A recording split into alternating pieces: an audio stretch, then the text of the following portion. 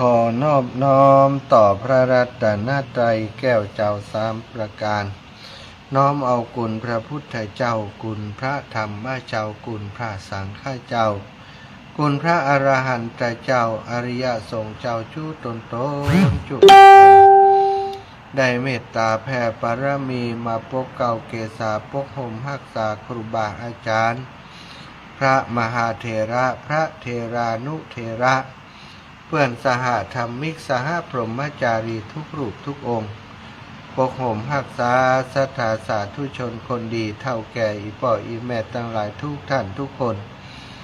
ติดตามรับฟังรายการสารธรรมยามค่ำตั้งสถานีวิทยุเพื่อการศึกษาวิทยาลัยสงฆ์นครลำปางซึ่งออกอากาศจากวัดบุญญาวาสวิหารพระอารามหลวงในขณะนี้ก็ขอบคุณสถานีวิทยุ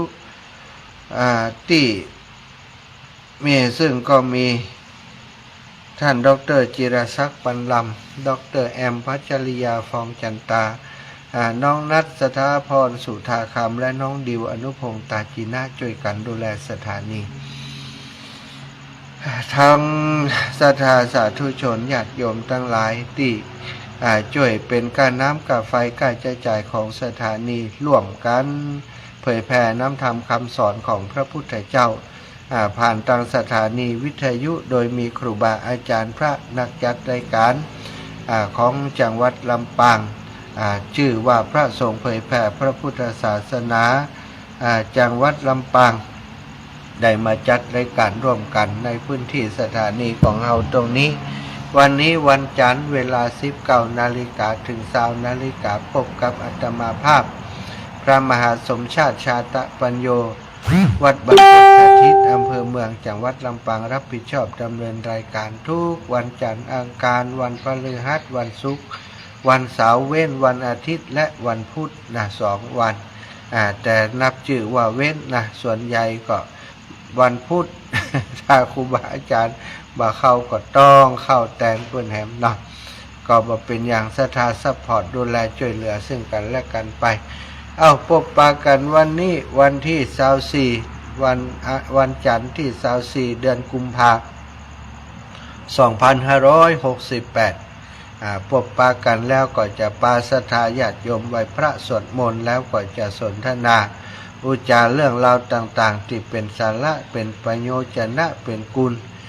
ที่จะทำให้ศรัทธาญาติโยมทั้งหลายมีความสุขเกิดศรัทธาประสาทะในการปฏิบัติธรรมในการฮือการรักษาศีลและปฏิบัติธรรมในพระพุทธศาสนาต่อไปไหว้พระพร้อมกันกราบพระพร้อมกันกราบ1พุทโธเมนาโถกราบ2ธัมโมเมนาโถกราบ3สังโฆเมนาโถอิมินาสการะนะพุทธังอภิปูชยามิอิมินาสการะนะธัมมังอภิปูชยามิอิมินา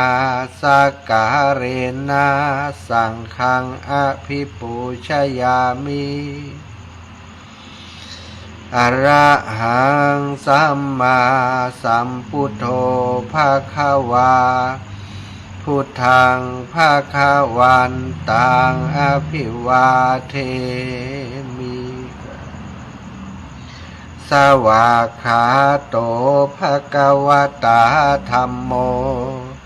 ธัมมังนะมัสสามิสุปฏิปันโนภะคะวะโตสาวกสังโฆสังฆังนะมามินะโมตัสสะภะคะวะโตอะระหะโตสัมมาสัมพุทธัสสะนะโมตัสสะภะคะวะโตอะระหะโตสัมมาสัมพุทธัสสะ นะโมตัสสะภะคะวะโตอะระหะโตสัมมาสัมพุทธัสสะพุทธังสรณังคัจฉามิธัมมังสรณังคัจฉามิสังฆังสรณังคัจฉามิตุติยัมปิพุทธังสรณังคัจฉามิตุติยัมปิธัมมังสรณังคัจฉามิตุติยัมปิสังฆังสรณังคัจฉามิตติยัมปิพุทธังสรณังคัจฉามิตติยัมปิธัมมังสรณังคัจฉามิตติยัมปิสังฆังสรณังคัจฉามิอิติปิโสภะคะวะอะระหังสัมมาสัมพุทโธวิชชาจารณะสัมปันโนสุขโตโลกวิทูอนุตตโรปุริสธัมมะสารถิสัทธาเทวมนุษย์สานังพุทโธภะคะวะติสวะคาโตภะคะวะตาธัมโมสันทิฏฐิโกอากาลิโกเอหิปัสสิโกโอปานะ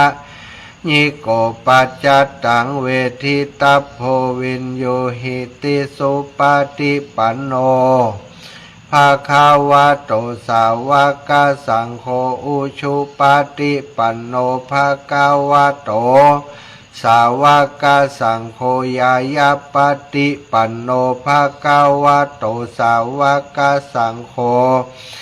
สามิจิปฏิปันโนภะคะวะโตสาวกสังโฆญาติทางจัตตาลิปุริสายุคานิอัฏฐปุริสาปุคลาเอสะภะคะวะโตสาวกสังโฆอาหุนายโยปาหุนายโยทักขินายโยอัญชลิกระนิโยอนุตตรังปุญญเขตังโลกัสสติกราบพระพร้อมกันเนอกราบหนึ่งพุทธังวารันตังศิรสานะมามิกราบสองธัมมังวารันตังศิรสานะมามิกราบสามสังฆังวารันตังศิรสานะมามิศรัทธาญาติโยมไหว้พระสวดมนต์ทำวัดด้วยกันเรียบร้อยต่อไปก็จะได้สนทนาอุจาสารธรรมเรื่องราว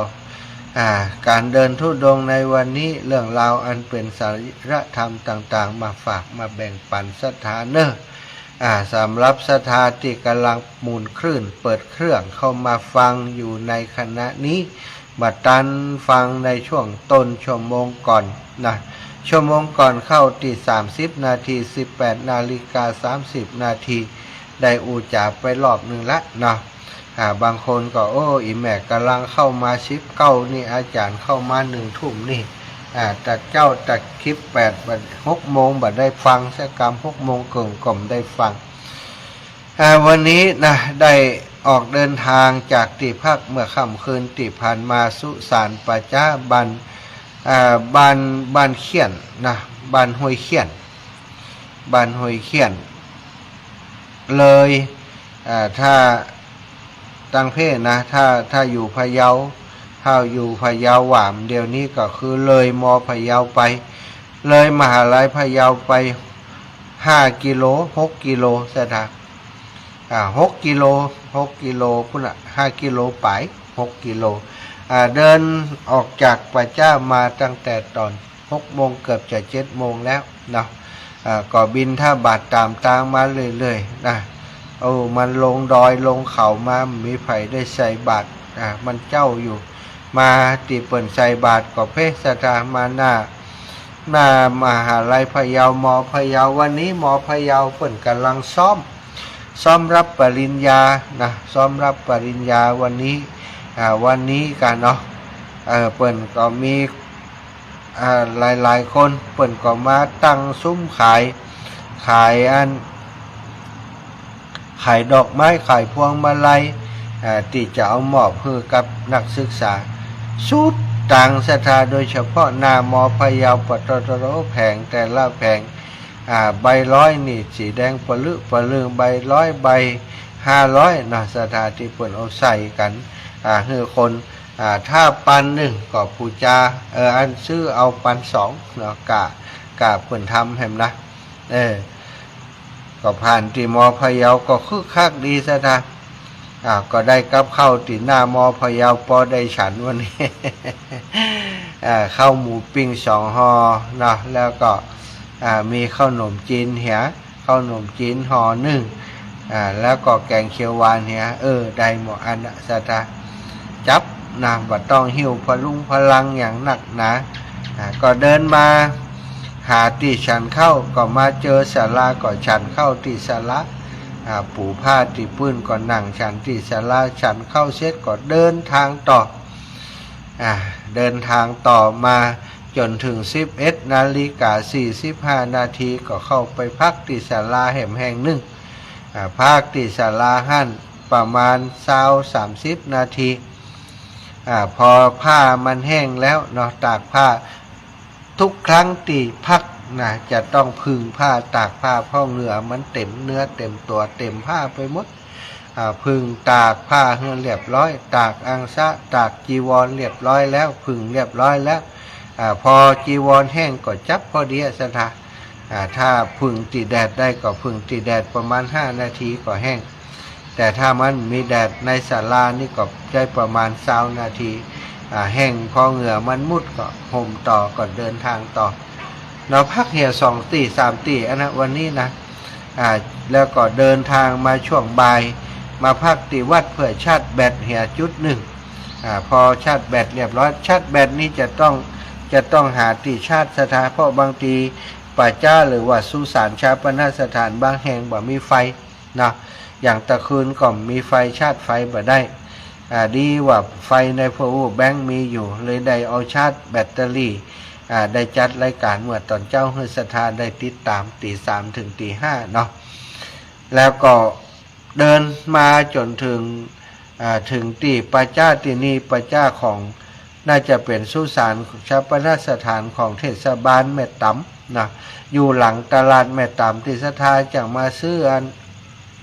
ปลาส้มกันเนาะเดินมาหลังตลาด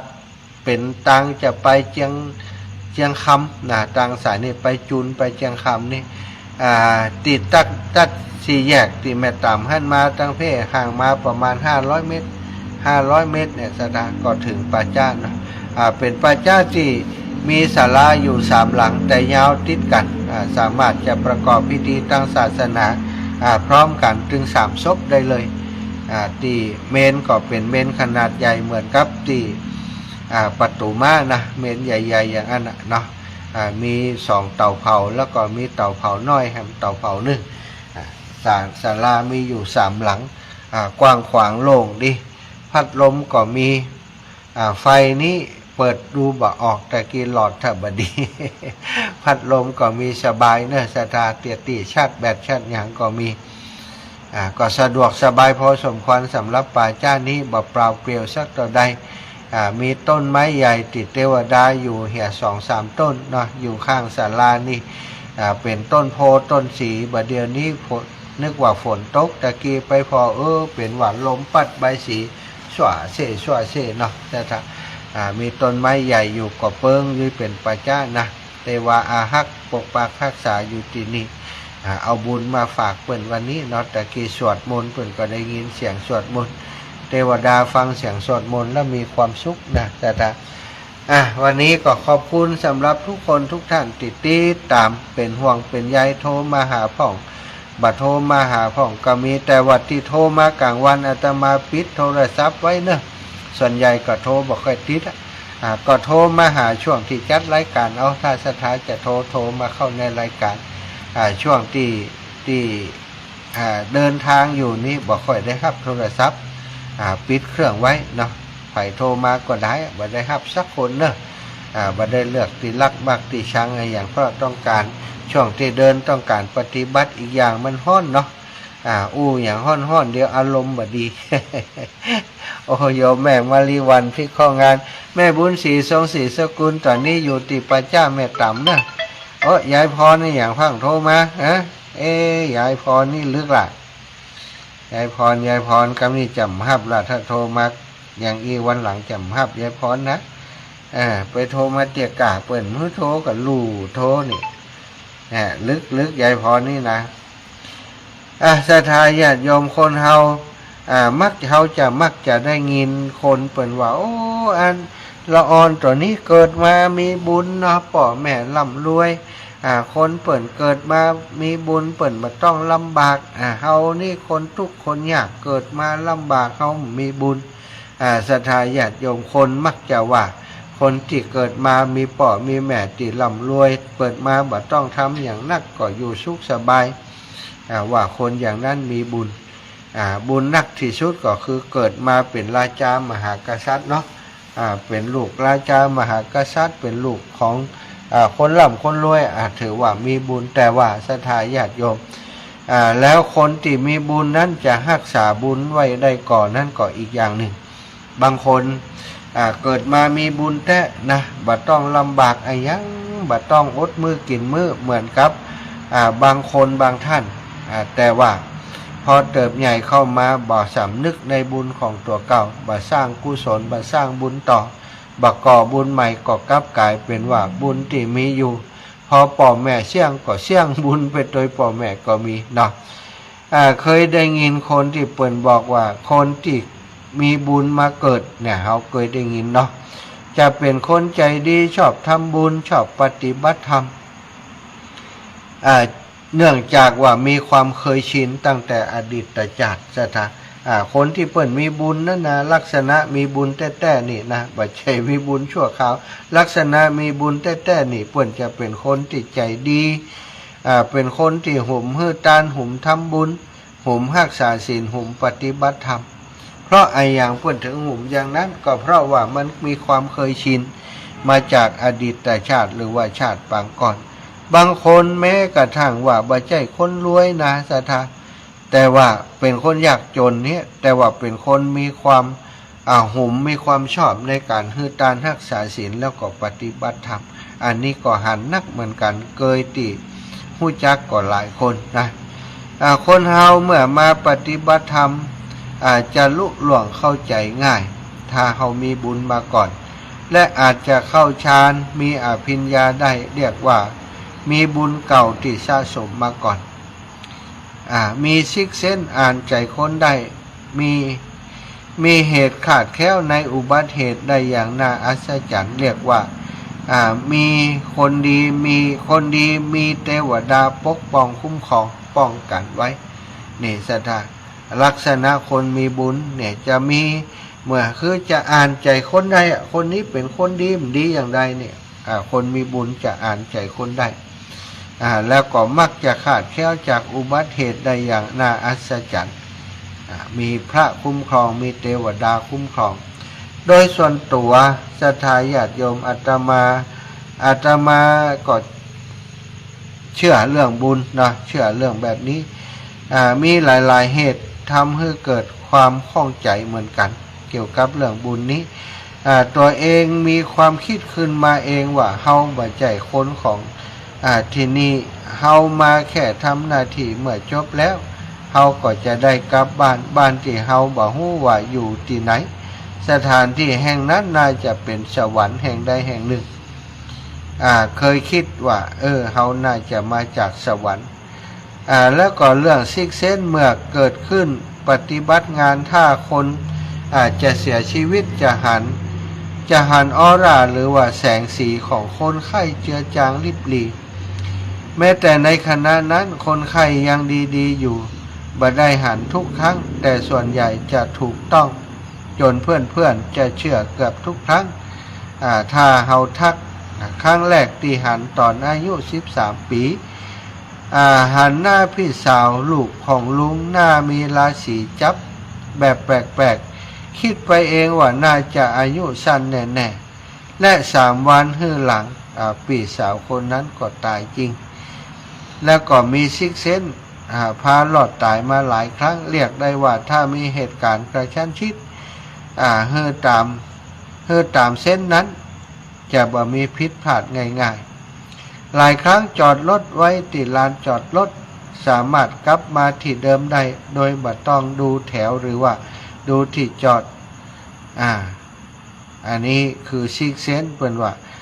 ความรู้สึกหรือว่าซิกเซนแล้วสัมผัสที่6นั่นเองสถานพัดหายกับคนในบางทีเดินไปเขาคิดว่าอย่างอาตมาเดินมานี่นะเดินมาอยากจะหันคิดว่ามันต้องมีปัจจ้าอยู่ตั้งหน้าบางแต่เขาบอกว่าจะถามไผ่นอกสถานแล้วมันบอกมีคนที่จะถามเนี่ยแต่ก็ใจอาศัยสังเกตพอ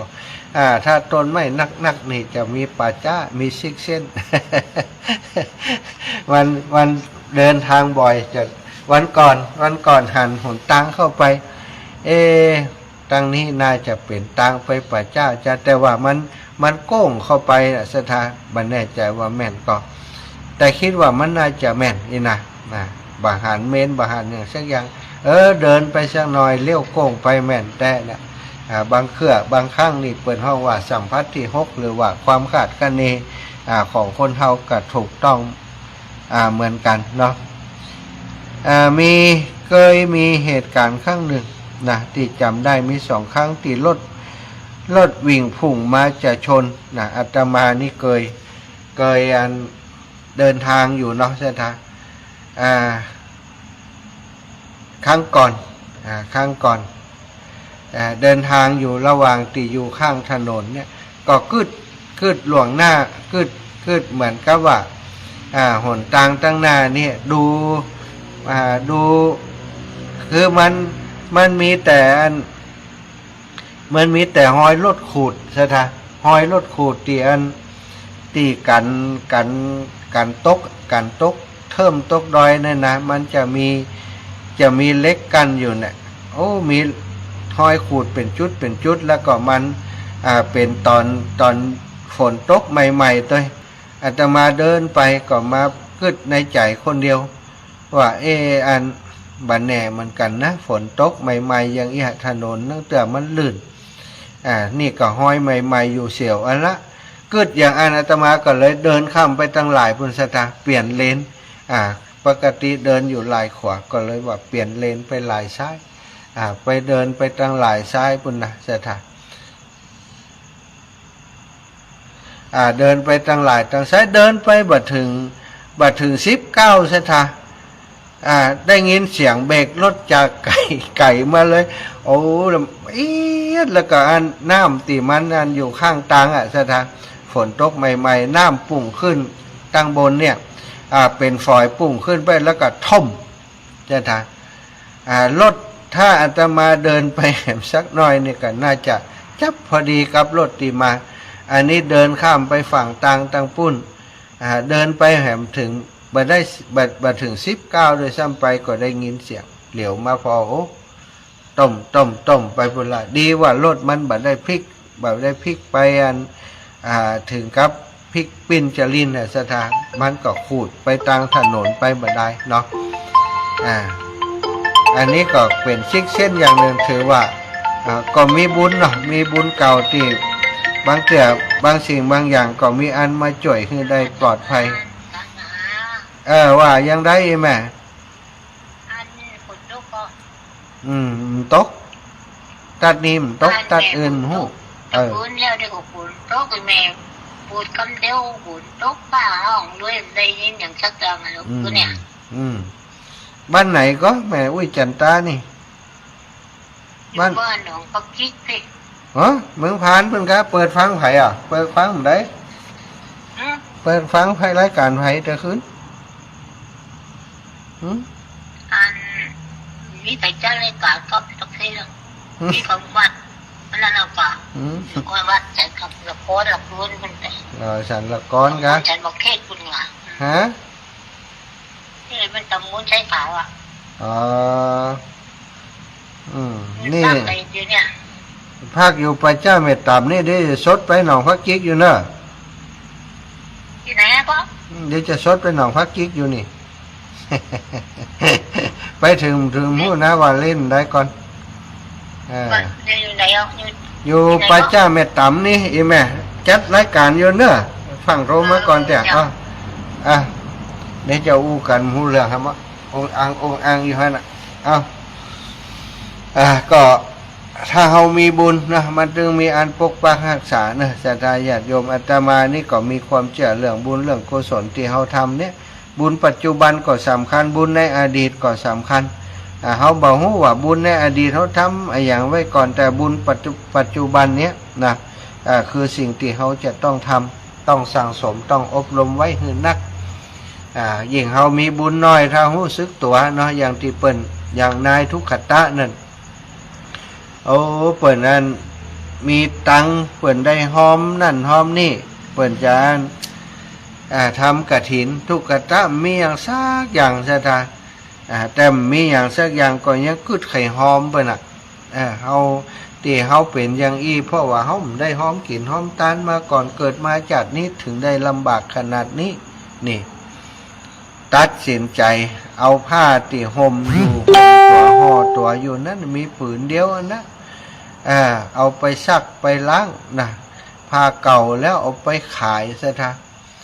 ไผ่ก่อมเอาตึมเถาะบอกว่าบ่ต้องไข่หัวใส่ผมเอาผ้ามาหนุ่งเอาอันใบไม้มาห่อตัวเหี้ยเนาะมีอย่างถึงขนาดนั้นนะเอาใบไม้มาห่อตัวเหี้ยเปิ้นบอกว่าคนนี้ยังจัดก่อนยังมีบุญอยู่บุญจัดก่อนได้มาตามย้อน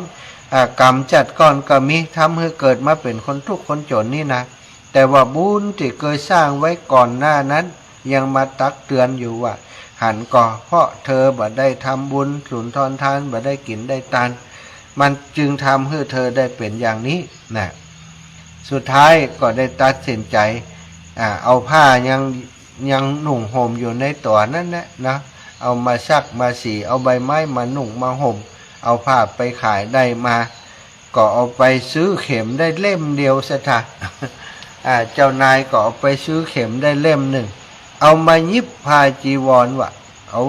โดยเข็มเล่มเดียวแผ่นดินสนั่นหวั่นไหวซะท่าแผ่นดินสนั่นหวั่นไหวอันนี้คือเรียกว่าเป็นทานอย่างยิ่งใหญ่ยิ่งใหญ่เพราะอย่างศรัทธาเพราะว่าเปิ้นบ่มีของบ่มีเงินบ่มีคำบ่มีของเลยเอาผ้าที่เนื้อเสื้อที่ตัวที่มีไปขายแล้วก็ย้อมนุ่งใบไม้เนี่ยคนหันก็สังเวชบางคนก็ไข้หัวใส่แต่หารู้ไหมว่าอันนั้นคือบุญใหญ่ที่เปิ้นได้ทำพอได้ทำบุญขนาดนั้นเนาะในวันนั้นนั่นเองศรัทธาญาติโยมทรัพย์สมบัติก็เกิดขึ้นทำให้เขาเป็นเศรษฐีในวันนั้นวันเดียวเนี่ยบุญเก่าที่มีเฮาบ่ฮู้ว่านักน้อยต่อใดศรัทธาแต่ว่าบุญใหม่ที่เฮาทำนี้ในภพนี้ในชาตินี้ในเฮาฮู้อยู่เนาะว่ามันได้มาได้อย่างใดเปิ้นมีกิจกรรมมีกินมีทานมีการมีงานอันเป็นบุญเป็นกุศลที่ไหนเปิ้นประสบความทุกข์ยากลำบากที่ไหนเฮามีโอกาสมีทรัพย์สิน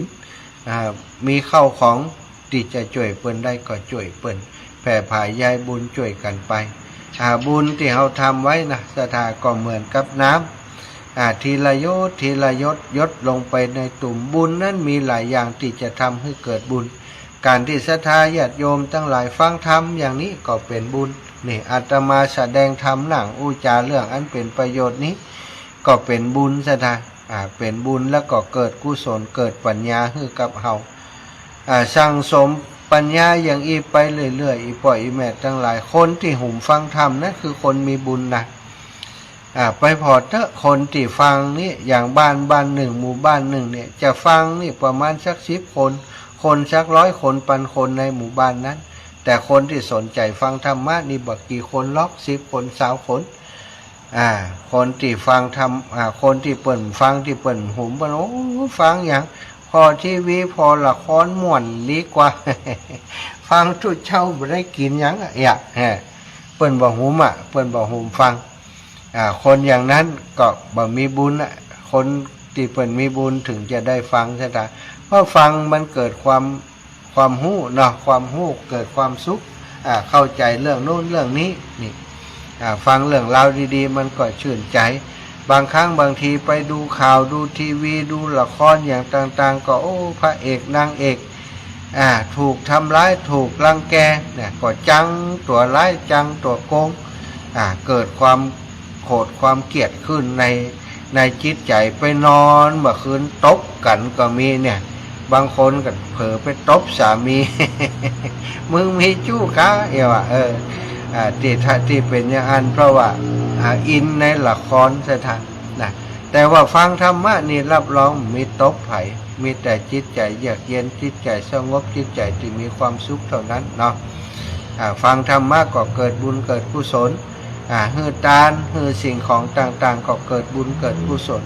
การฮือตานนั้นพระพุทธองค์ทรงตรัสว่าแม้กระทั่งการเทน้ำโสโครกเทน้ำสกปรกต่างๆลงไปตีบวกตีหนองตีมีสัตว์เล็กสัตว์น้อยอยู่โดยคิดว่าด้วยน้ำนี้ขอให้สัตว์เล็กสัตว์น้อยนั้นที่อยู่ในเปลือกโต๊ะเปลือกตมนั้นให้ได้หลอดชีวิตโดยเถิดเทลงไปแค่นี้ก็ยังเกิดบุญเกิดกุศลนะสถานจะไปนับภาษาไอ้อย่างที่เฮาฮือทรัพย์สินเงินทองเข้าของเครื่องใช้ต่างๆฮือเป็นตานแก่ผู้มีศีลก็ดีฮือเป็นตานแก่คนก็ดีฮือเป็นตานแก่สัตว์ก็ดีล้วนแต่เป็นบุญเป็นกุศลทั้งนั้นแล้วก็บุญใหญ่ที่จะเกิดขึ้นกับศรัทธาญาติโยมทั้งหลายเพิ่นบอกว่าฮือตานเต่าได้ยังบัดเต่าที่เฮารักษาศีลถ้า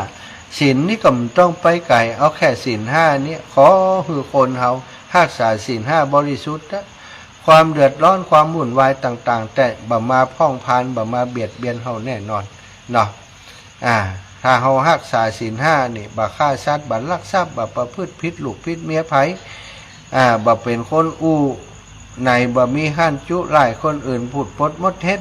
บ่เป็นคนดื่มสุราเมลัย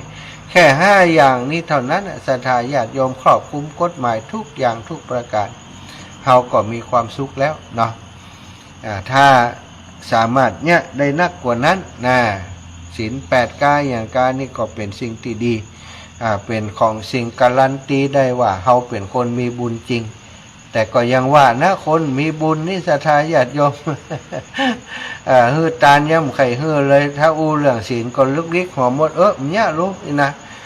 ถ้ามือฆ่าสัตว์จะได้กินอย่างถึงวันนี้เนี่ยมันก็ยากอยู่เนาะส่วนคนมีบุญนี่ศรัทธาพยายามจะลดสิ่งที่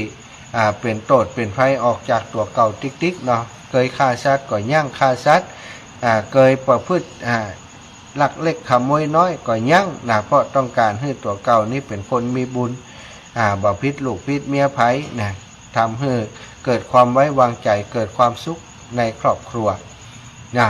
ศรัทธาญาติโยมฟังอยู่ที่ไหนตั้งได้กันพ่องถ้าเสียงสัญญาณนี้ไปถึงวังเหนือเนอะถ้าไปถึงตั้งวังเหนือวังเหนือนี้จะมีงานวันที่2วันที่28ถึงวันที่2เนาะวันที่28ถึงวันที่2เดือน28เดือนกุมภาพันธ์วันที่2มีนาเนาะจะเป็นงานปล่อยหลวงฉลองเสนาสนะแล้วก็สัญญบัตรพระยศของครูบาอาจารย์ท่านพระครูสมปานเจ้าอาวาสเป็นพระครูจันเอกเปิ่นก็มีงานฉลองสมโภชศรัทธาญาติโยมพี่น้องทางวังเหนือของเฮาอยู่ใกล้กันท่านเอาลงทานเอาอย่างไปเนอะ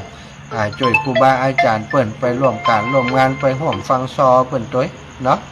เอาเจริญปอนนมัสการเจ้าจากไหนอยู่ว่าดอยเต้นพระนี่น่ะดอยเต้นพระอำเภอจังหวัดอำเภอสันทรายจังหวัดเชียงใหม่ดอยเต้นพระสันชายเชียงใหม่ยมแม่ยังแม่จันขาวจันขาวน้ำสกุลลูกชัยเทพจันขาวชัยเทพเจ้าจันขาวชัยเทพชื่อของงามน้ำก็เพราะอยู่บ้านสันชายเนาะหลวงพ่อแม่ได้ค่ะแม่ท่องอิติปิโส3เดือนน่ะดีเนาะดีกะตลอดชีวิตกับไปเอาอย่าง3เดือนแม่ก็ท่องท่านท่องนี้แม่ก็โดยเนี่ยว่าไปติ๊กๆเด้อว่าช่วงนักไก่ที่พิโสนี่เป็นสมาธิดีนะ 3 เดือนแม่ท่องไป3 เดือนละแล้วแม่ก็ท่องเนี่ยที่โตจนจบเหมือนกันนะท่องไปติ๊กๆเนอะเจ้าเอาสาธุแม่ถามแม่ไปซื้อพ่อส้มมีเป็นอย่างไรห้ามถามแม่มาขายเสียหาไม่เกี่ยวเรื่องอาชีพเนาะไม่มีคำตอบอย่างอื่นแม่มาฆ่าไม่มีคำตอบจากเลขหมายที่ท่านเรียกสาธุนะแม่บุญรักษาเจ้าเปิ่นทำมาหากินจะวามดีเดี๋ยวก็ลำบากให้มันเนาะเจริญปอนนมัสการครับปลูกแปลงพันธุ์แท้ครับมาเลยฟันแท้ท่านเดินไปถึงไหนแล้วครับถึงพะเยากาดแม่ตำกาดแม่ตำเดินเวยเนาะเลี้ยวกะหล่นต้อยเดินต้อยหล่นต้อยอากะเมื่อน่ากะผมเอาใจเอาคิดใจไปส่งไปกำลังใจเนอะเมียแปบแล้วโดนทับแปบไปแล้วสาธุนะบุญรักษาครับนมัสการครับหัวใจแผ่หัวแปบไปแล้วเจริญปอนแม่สุแก้วเจ้ากลับไปศาลนะท่านพระมหาเจ้าวันนี้อากาศโล่งดีแต่ว่า2 วันนั้นเป็นฝนตกเป็นฟ้าห้องเลยบ่ได้โทรหาเจ้าแม่แล้วก็พอในเทศในไลน์นี่อยู่เด้อเจ้าที่พักวันนี้นี่สถานที่กว้างขวางดีเนาะเจ้าแม่สะอาดสะอ้านดีแม่ติดตามอยู่เด้อแม่สุเกี้ยวสินาพรสิตี้มันห้องหลับปูนนะเจ้าฟังขึ้น 98.75 ว่าถ้อยจ่องซักชัดเจนไปเลยเด้อเจ้าเด้อชัดเจนแม่เอ้ยได้ยินถึงวังเหนือรู้นี่เจ้าไว้สาเจ้าพระอาจารย์พากันพูดเนอะบ้านหลังข้อเนี่ยก็บ้านดอนแก้วเนี่ยเดินไปหมดนะไปกามไปอย่างไรวะเจ้าถ้ามีสิไปก็ไปอยู่แต่เขาปลาคนยังไปคนปลายังไปน่ะเจ้าขอให้เดินทางปลอดภัยนะเจ้าหลบภัยแค่เจ็บอย่าได้มาไกลมาไกลนะเจ้าสาธุแม่สาธุภาพแขกแรงนะเจ้าเป็นห่วงอยู่จ้าสาธุจะกำลังใจนะเจ้าไปสาเจ้าหัววัดเปิ่นเติงกันอยู่เจ้าเติงอยู่ไปเจริญพรยายพรคนลึกหลวงบอกฟังโทรจ้าโทรติ๊กใช่มานั่นเบอร์โทรของคนอื่นแล้วก็ย้ายเลย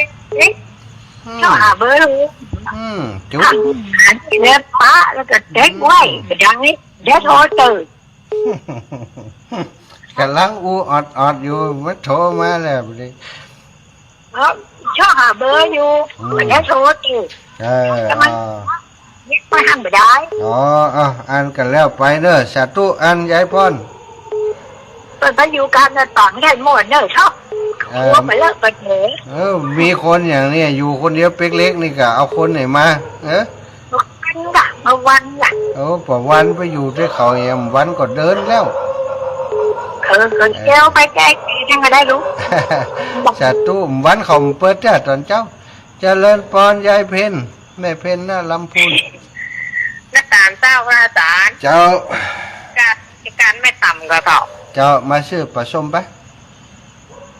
หม่อมมัดมีปลาส้มว่าขี้ป่าว่าเคยไปแอวแล้วเราบ่เอาใช่ไหมเหรอเคยแอวแล้วแหละแล้วเอาอย่างล่ะอันตรงมะตอนไปแอวตอนที่ทำบุญบ้านใหม่วันนี้18 มกราจ้ะดูชวนไปแอวบ้านใหม่เพ่กะลานบ่าวเจ้ามันมาแปลงบ้านใหม่ไปเขาก็ทำงานนิคมเนี่ยจ้ะเจ้าแม่เจ้าอากาศสบายดีเนาะอากาศเจ้าแม่อากาศสบายดีอากาศเย็นเจ้าให้สาสุขภาพดีนะเจ้าแม่เจ้าสาธุเจ้าสาธุบุญรักษาเนื้อแม่เน้อเจ้าสาธุเจ้าพี่น้องอันลำปูนพี่น้องเชียงใหม่ลำปางดับปิงห้ยลำปางลำออกกำออกลำปางได้งานตัวละ ฮะลำปางล่างเปลี่ยนเพลงวนๆให้กันน้องนัดหึเบอร์ลายโยมแม่สันทรายแม่จันปางงิ้วเจริญพรโยมแม่ เจ้าพักผ่อนเยอะๆเนอะ เจ้าเดี๋ยวกับพั แม่ ก เลยจิ๊บหัวแหม หายแล้วหายแล้ว ฟังอยู่นะฟังอยู่ติดตามอยู่ เจ้าแม่หายแล้วหาย เจ้า แล้ว ทางเฟซก็ตั้งติดตามกลางวันก็เดินไป อืม พักผ่อนของ เจ้าอีแม่ เจ้าง่วงมันอากาศยังแคว้นหน่อยมันฝนตกอยู่แต่คืนก็ฝนตกเนาะ แม่กล่าวว่านั้นมีฝนขั้นบางช่วงก็สบายดีไป เจ้า ขอบคุณ เย็ แม่ น เน จะ อะ ไม่กว่ายังแคว้นหน่อย จ้า เจ้าแต่ปากกาโทรหาไปแล้วมันเพราะว่าเวลาก็พักผ่อนเราต้องพักผ่อน ใจ เยอะๆ จัด เจ้า จ้า เจ้าลูก4:03เป็นหนักอ่ะ เออ แม่ก็ลูกไปการแล้ว อ๋อ ก็ผ่อนนะคะจะมาได้หยิบยาค่ะ นั่นน่ะเจ้า เจ้าแม่ก็ไม่ได้แล้วแม่จะเมาหัว แม่กล่าวมันเจ็บหัวมันหูตัวเอา เจ้าขอนอน จ้า เจ้า แม่ เจ้า สาธุนะแม่เนอะบุญฮักษาเจ้า เจ้าสาธุ พี่น้องปางงิ้วเนอะแม่จันปางงิ้วเจริญปอนดอยสะเก็ด เจ้าไปสาเจ้า เจ้าอีแม่นวลยอดคำปาน หายปวดแข้งแล้วเนาะ ไปหาอย่างนี่เสาะหาหมอนวดนี่ วันหน้าแม่จะซื้อยากระเพาะให้นะนั่งทำแต่ได้ไปซื้อยาแม่ซื้อยาแก้โรคกระเพาะให้ อ๋อเจ้ามีกับแม่ยักษ์กับพ่อมีหลายขนาดขนาดนี้เปิดฟัก เพราะยานะเคยกินก็เจ้าย าอย่างแม่ ยาถาดจอมทองนั่นแหละนั่นดีขนาดน่ะ ได้ วดหลายย่อนอย่างนี้ดีหายเลยนะ เจ้า เจ้าหน้ากันมาหน้าแม่จะซื้อฝาก เจ้าแม่ เจ้ามีกำลังใจให้เด้อ สาธุอ้าวแม่บัวลอย เจ้าไว้จากเจ้าฟังคำตลอดเลย เจ้าอีแม่ เจ้าเนี่ยฟังคำหายก็ยากทุกทีทุกอย่าง ดูฟังทำ เวลาแม่นอนคืนมันปวดแข้งปวดกายแม่ก็เอาน้ำทำคำสอนนี่ละยาตัวเก่าเน้อ ฟังทำหายพยาธิด้วยกะเจ้าหายปัญญาโอ้ยแม่ตั้มได้ฟังอาจารย์ได้ฟังเจ้าครูตูนครูโอมแม่จะเป็นยังไงมู่วันนี้จริงแม่เอาน้ำทำคำสอนเนี่ยเป็นยุคเป็นยาอย่างนี้ที่สุดอะ เจ้าดีแล้วเนาะดีแล้วเนอะ เจ้า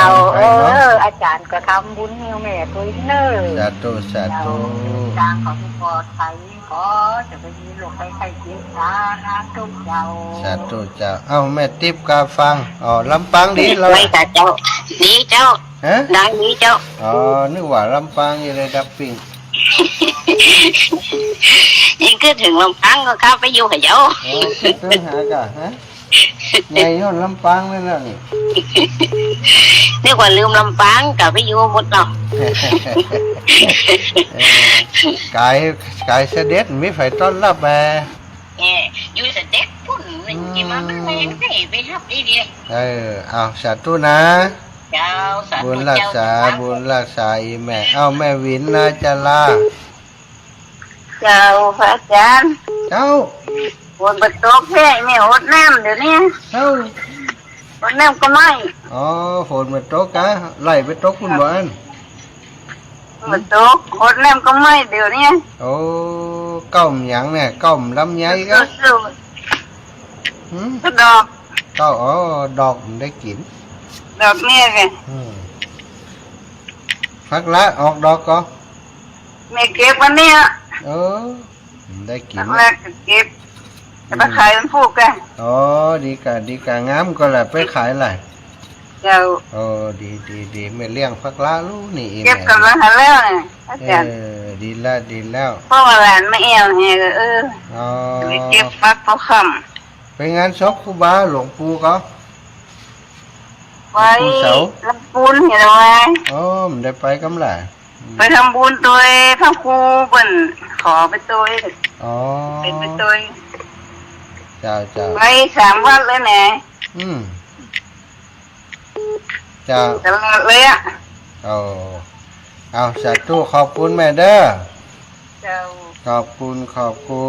เอาแม่ศรีสุรินทวงศ์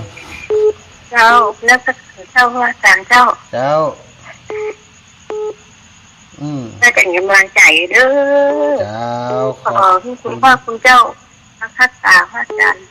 เจ้าแม่ เขาดีดีดีเด้อ เจ้า แม่จะติดตามท่านอยู่เจ้า เจ้าบุญฮักษาอีแม่เหมือนกันเนอะ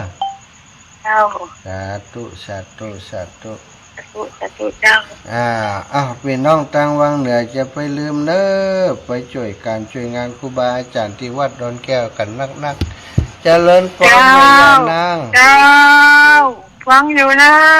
อยู่ไหนนั่นเดี๋ยวนี้ อยู่เมียงพะเยา อยู่เมืองพะเยา เมืองพะเยาอยู่หลังกาดแม่ต๋ ยังเหมือนนานเด้อนะ ำโอ้3 วันจะถึงนานยังได้นี่3-4 วันอยู่ฮะเอากะอัน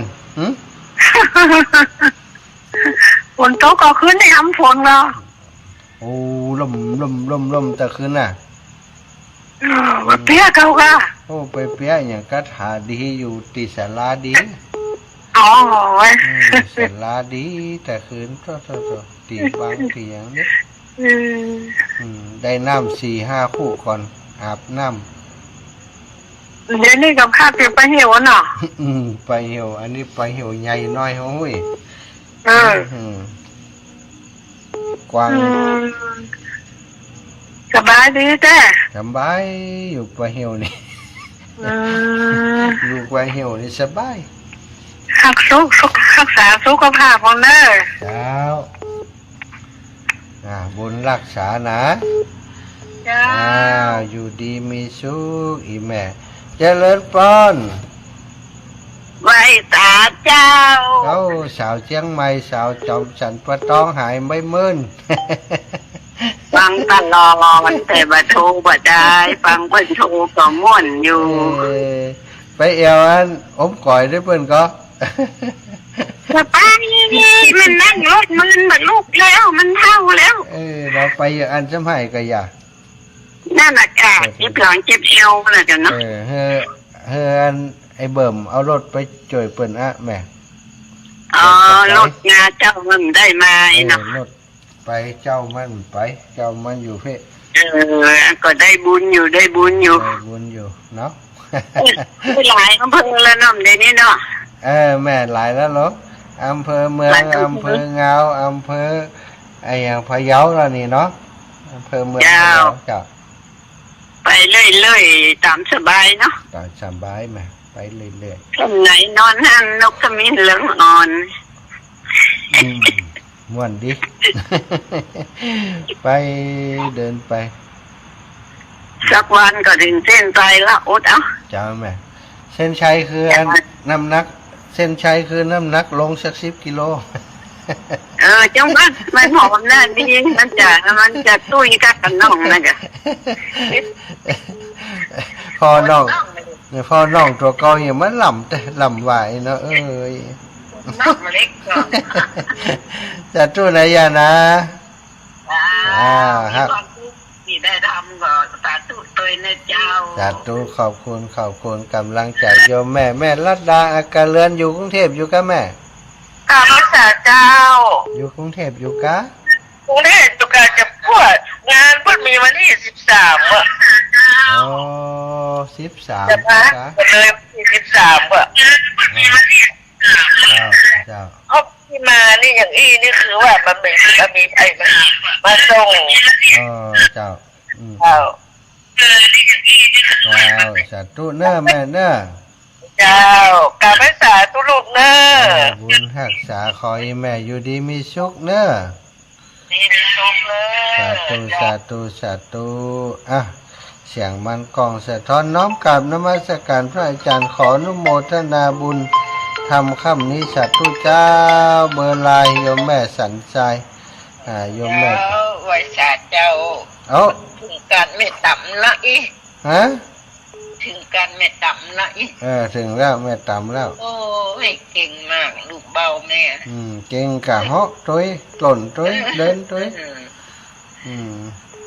ข้ารักษาเทวดาคุ้มครองเนื้อให้ติดตามตลอด สาธุเน้อขอบคุณแม่บัวไขวงหาร เจ้า รับฟังกันนะเจ้ากับรัชการเจ้า ไปเพียวไปไหมกุฏิก่อนน่ะ ยังได้ไปแต่เจ้า น่ะเจ้าโยมมีไผพอเนี่ยเดี๋ยว โอ้พ่อกะเดี๋ยววันพุธก่อนพิธีกรรมว่างนะแก้วกรรมว่าง น่ากะ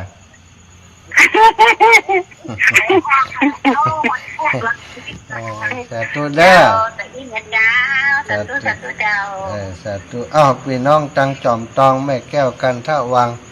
มาแสเด้อฟังอยู่เด้อ เจ้าโยมแม่โยมพ่อหรอน อนนั่นละนอนฟังนั่นละ นอนฟังด้วยกันนั่นอีก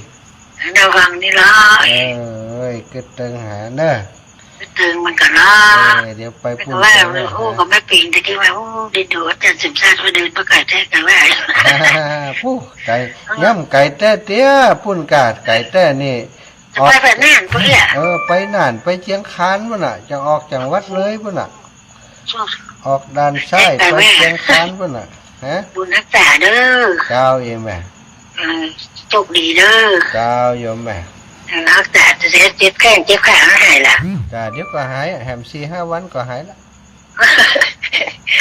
รักษาตัวพงเด้อท่านเด้อ เจ้าโยมแม่อีแม่ก็เหมือนกันเนอะ เจ้าแข็งแรงมาแล้วจ้าปรุงยาออกมาหายแล้ว ดีแล้ว นั่นเพราะว่าโอ้กระจาโอ้เป็นนี่อาจารย์นะมันม่วนเขาเอง โอ้ใส่ไว้หันใส่ซองไว้หันวันหน้าจะไปทวงเอาคนเดียว ใส่ซองล้างวัน ใจอย่างอันน่ะใส่ไว้หันก็ได้แล้ว ใส่ล้างวัน อ้าวบุญรักษาแม่นะเจ้า 2-3 เดือนพวกก็จะปล่อยนะ เจ้ามาสาเด้อ สาธุเดินทำมันกันละ ก็เติงหากันเหมือนกันศรัทธาญาติโยมเท่าแก่อีพ่ออีแม่ทั้งหลายมีสายเลือดเข้าใส่เวลาหมดเวลาเนอะก็ขอนำรายการจากลาศรัทธาทุกคนทุกท่านไปโดยเวลาเพียงเท่านี้ขอความสุขสัสดีจงมีแก่ศรัทธาสาธุชนคนดีทุกคนทุกท่านจัตตาโลธรรมาวัฏันติอายุวันโน